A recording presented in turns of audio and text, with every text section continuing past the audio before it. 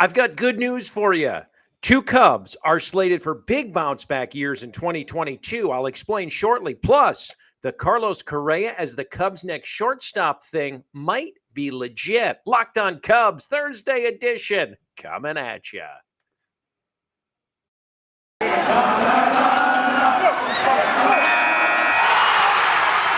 You are Locked On Cubs, your daily Chicago Cubs podcast, part of the Locked On Podcast Network, your team every day.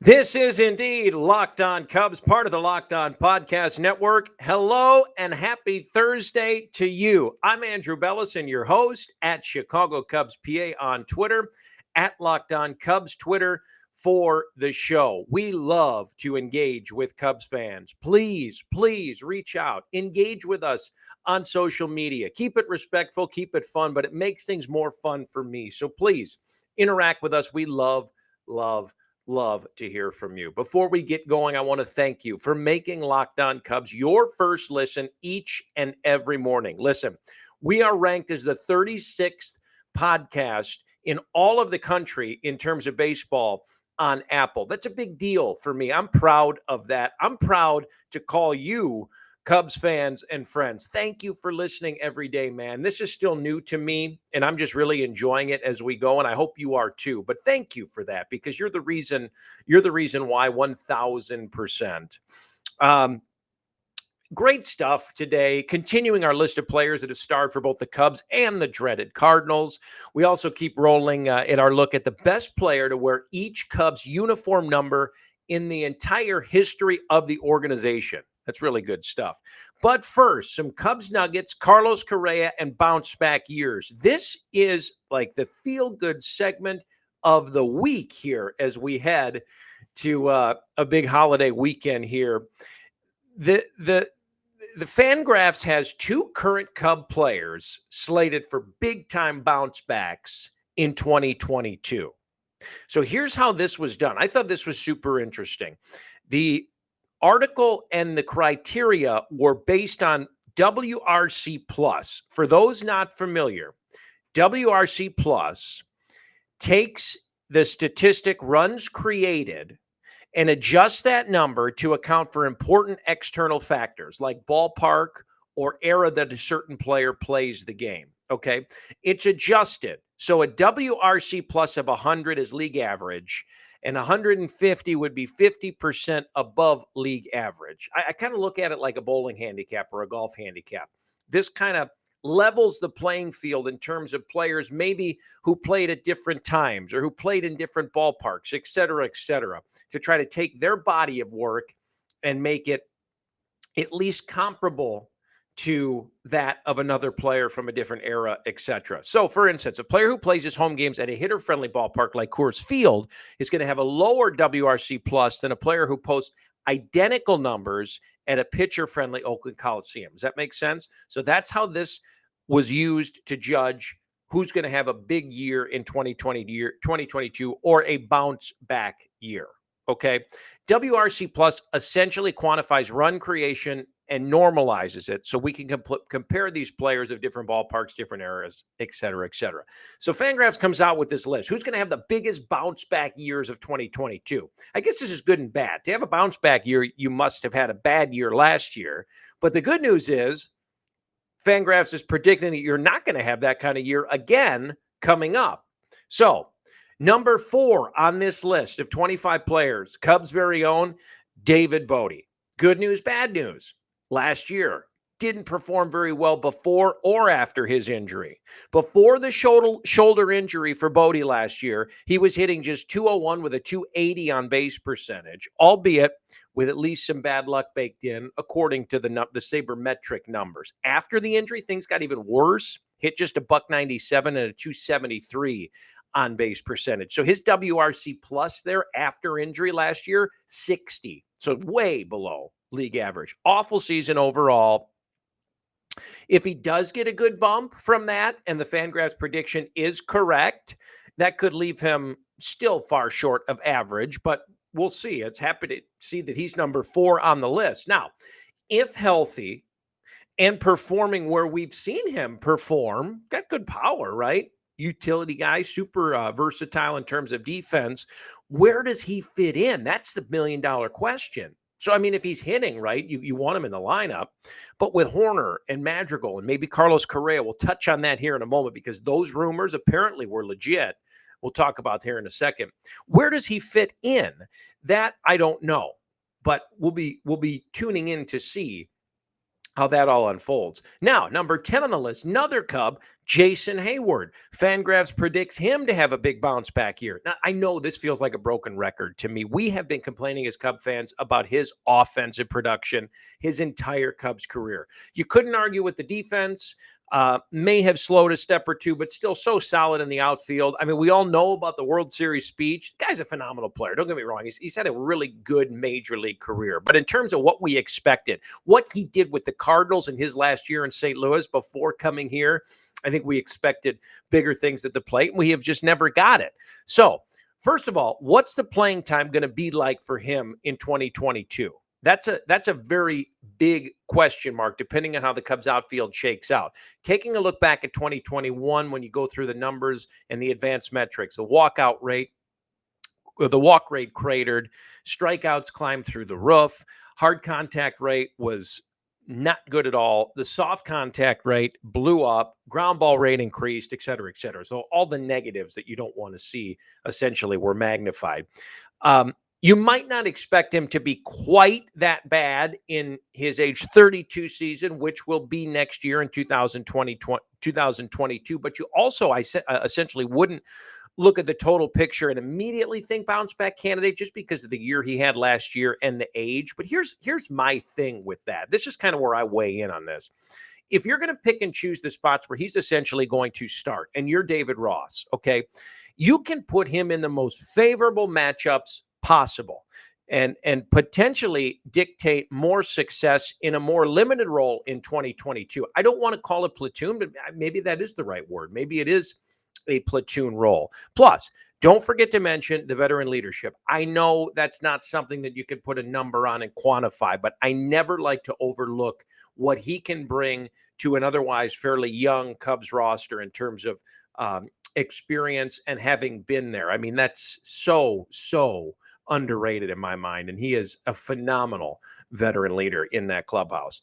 Now, to what I touched on before, Carlos Correa to the Cubs as the shortstop in 2022. Is it possible? We were all just speculating before about how serious things may have been. Well, Bruce Levine, fine Cubs reporter, said this: while contact between MLB teams and players is prohibited amid the ongoing lockout, there remains mutual interest between the Cubs and free agent shortstop Carlos Correa, according to multiple sources. The sides had interest before the lockout went into effect on December 1st, and no transactions have been allowed since. Hello! That's an eye-opener. So this was all speculation before that there was talk, and then the lockout came to be, and that was it. We didn't know how much interaction between the two parties there actually was, or how interested Correa's camp may be in coming to Wrigley Field. Well, great news. I mean, to hear that, that's huge.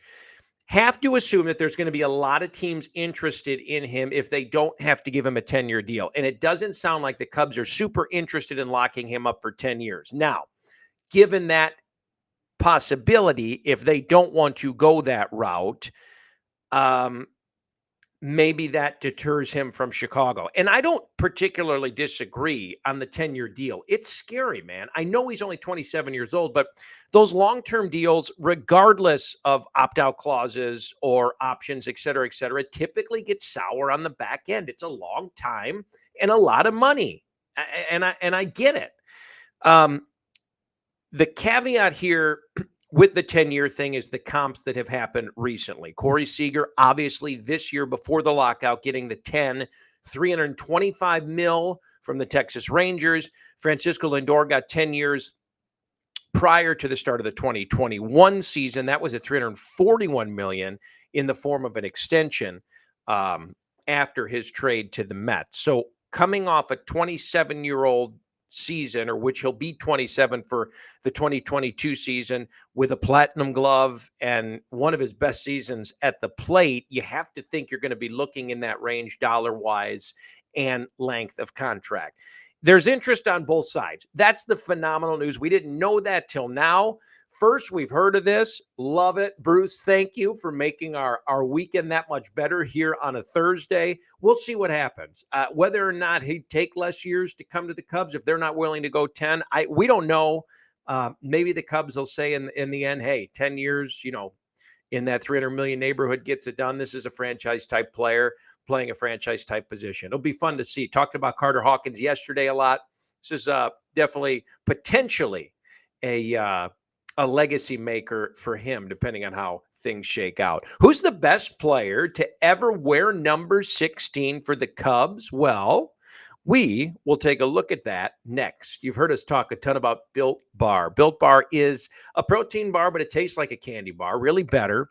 It is low in calories. It's low in sugar. It's low in net carbs. It's low in fat, super high in protein. You literally get the best of both worlds. It's delicious and healthy. The flavors are awesome. Peanut butter brownie, cookies and cream, double chocolate, mint brownie, cherry, etc., etc. If you like those marshmallowy treats around the holidays, but really want to be careful, you're watching what you eat. You don't want to take in too much sugar, which is smart, good for you. You have to get your hands on the Built Bar Puffs. They're super light, fluffy, marshmallowy through and through, have different flavors, and they're all covered in chocolate. They taste so good, you really won't believe that they're full of protein. Take advantage of Built's offer today. Go to Built.com. Use promo code LOCKED15 to get 15% off your order. That's LOCKED15, LOCKED15 at Built.com. Get 15% off your order. Don't take my word for it. Try Built Bar today. You will love it. Best Cubs to wear number what? 0 to 99. The list rolls on after this. This is Locked On Cubs.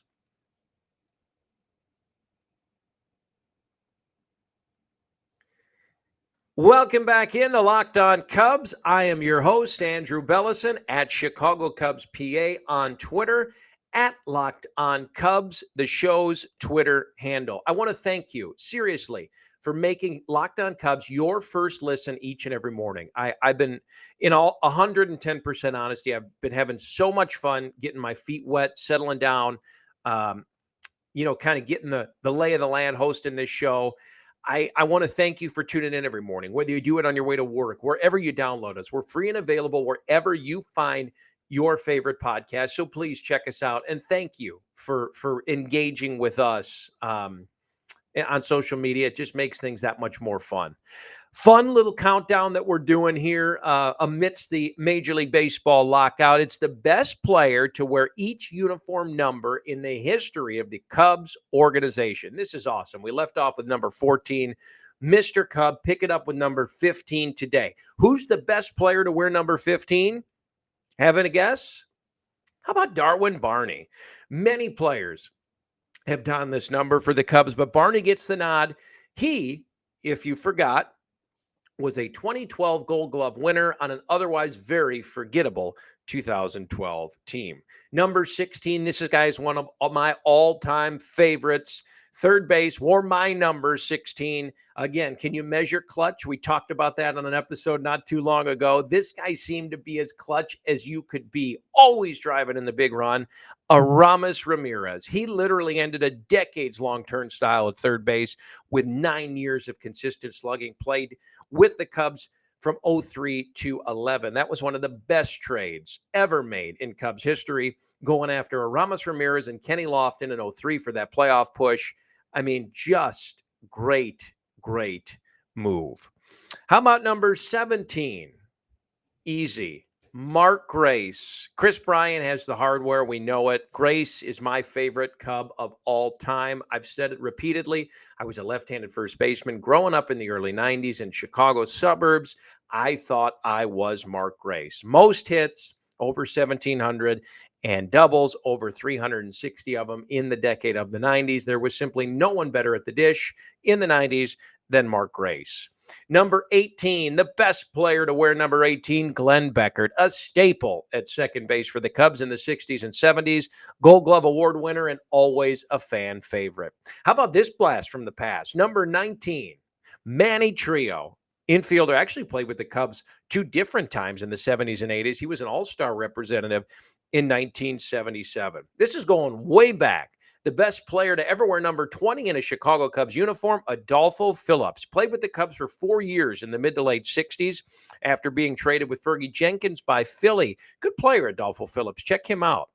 How about 21? This is a no-brainer. Sammy, 66 homers in 98. Slamming Sammy's the Cubs home run king. He captivated the city for many, many years.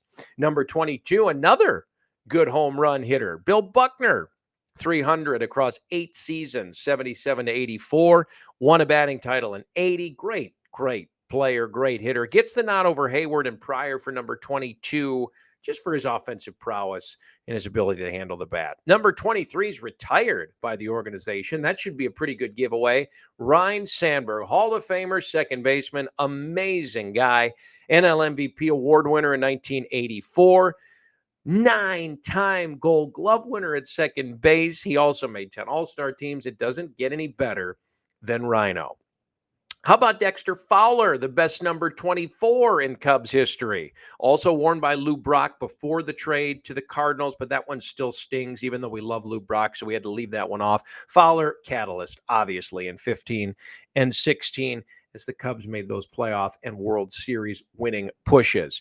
Number 25, Derek Lee. 2 All-Star nods, 2 Gold Glove awards. Offensive numbers in 05 were literally a season for the ages. He is the best number 25 to ever play for the Cubs. Number 26 is retired too. Played left field. You can see it in your head now. The sweet swing of Mr. Billy Williams. 61 NL Rookie of the Year. 6-time All-Star. 72 batting champ.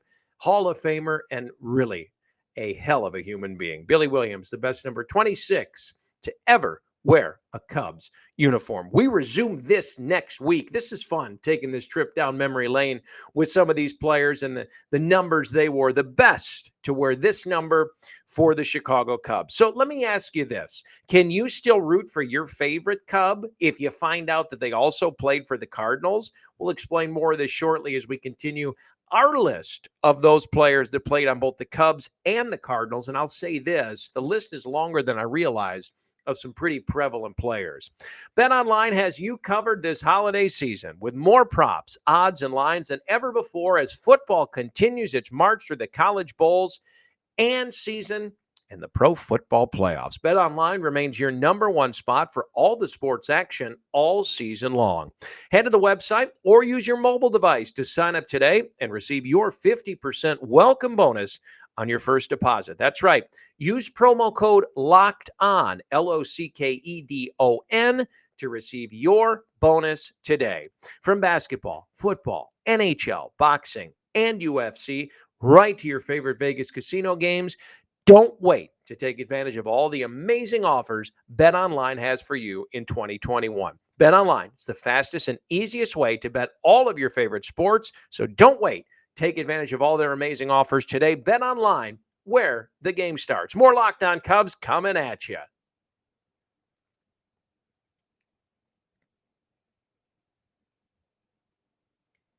We welcome you back in a Thursday edition of Locked On Cubs. Happy Thursday to you.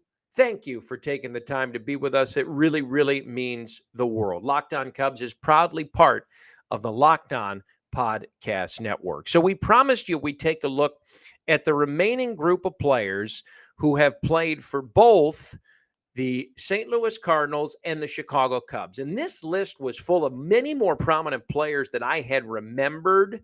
The Bruce Sutters, the Lou Brocks, those big-time Hall of Famers, those come to mind right away. Did you remember Rick Sutcliffe was a Cardinal for a season in that 94 strike-shortened year? I had not. We talked about him yesterday. A couple outfielders that are playing and played prominent roles with both clubs. How about Dexter Fowler and Jason Heyward?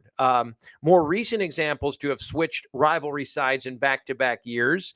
Heyward did Cardinals to Cubs. Obviously, Fowler went Cubs to Cardinals. This one I had forgotten about as well. Jose Cardinal Best days, by and large, came with the Cubs, played 6 seasons on the north side at Wrigley. But the legend he could have became if Cardinal was a Cardinal for more than parts of just 2 seasons, we'll never know because that's all he played in St. Louis. But I had forgotten about that. How about this one? We talked about Darwin Barney a little while ago. He was teammates with Ryan Theriot, the Riot, popular Cubs infielder, right? Found postseason glory on the 2011 Cards team. I don't know if you knew that or not. He took home the hardware with St. Louis.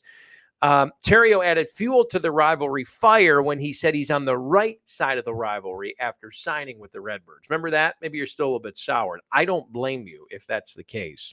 Jaime Garcia, one of the more successful lefties in recent Cardinals history. Garcia was a favorite in St. Louis before ultimately appearing in just 8 games as a Cub, throwing his last big league pitch for them in 2018. So no success here. That was towards the end of his career. This one you might not have remembered. Fan favorite Joe Girardi. Girardi's playing days obviously much more closely tied to his time with the Cubs, but he finished his career with the Cardinals in 2003. Do you remember that? He's gone on to bigger things as a manager since then as well. This is going way back. Ripper Collins. He was part of the legendary Gas House gang. Collins was sent to Chicago as part of the trade that brought Lon Warneke to the Cardinals. You a big Ripper Collins fan? Maybe you are now. Don Kessinger, 6-time All-Star for the Cubs. Kessinger spent most time of any individual on this list, 1,648, to have later played as a Cardinal, making 204 appearances as a Redbird. How about John Jay of more recent variety? Like Daniel Descalso, John Jay was another Cardinal favorite and champion from that 2011 team. Later continued his career as a Cub. Good little lefty hitter, John Jay. And then Hoyt Wilhelm, another Hall of Famer, spends parts of just 2 seasons playing for Chicago or St. Louis as part of his 21-year career. Jamie Moyer followed a similar path, breaking into the league as a Cubs draftee and spending 1 season in St. Louis, but is better known for his time elsewhere. Jamie Moyer had a long Major League Baseball career. Here's some honorable mentions, guys who didn't pitch, but Tony La Russa, maybe you didn't know this, played a single game for the Cubs in 1973 before steering the Cards to a pair of World Series titles in the 21st century. So he played 1 game for the Cubs, Tony La Russa, now obviously the skipper of the White Sox. And how about Harry Carey, legendary Cubs broadcaster, started his career with the Cardinals at WKMO-X, called Cardinals games for over 2 decades before obviously ending his career here on the north side. We all love Harry. That's one thing Cubs and Cardinals fans can likely agree on. We do love Harry Carey. That's going to wrap Locked On Cubs this Thursday edition. We have some phenomenal stuff coming up for you next week. We're going to continue our uniform numbers countdown. We have some very, very special guests who are going to join us as well. They're slated for action here next week as well. So very, very excited about that. Please enjoy your extended weekend, however you may celebrate your holiday. Keep checking us out on Twitter at Locked On Cubs, at Chicago Cubs PA. For the last time this week, we thank you for making us your first listen each and every morning. We ask that you make your second listen. Locked On Bets. It's your daily one-stop shop for all of your gambling needs. Hosted by your boy Q with expert analysis and insight from Lee Sterling. It's free and available on all platforms. Thank you so much for being with us again today. This has been Locked On Cubs. I'm Andrew Bellison. We will see you next week. Take care, everybody.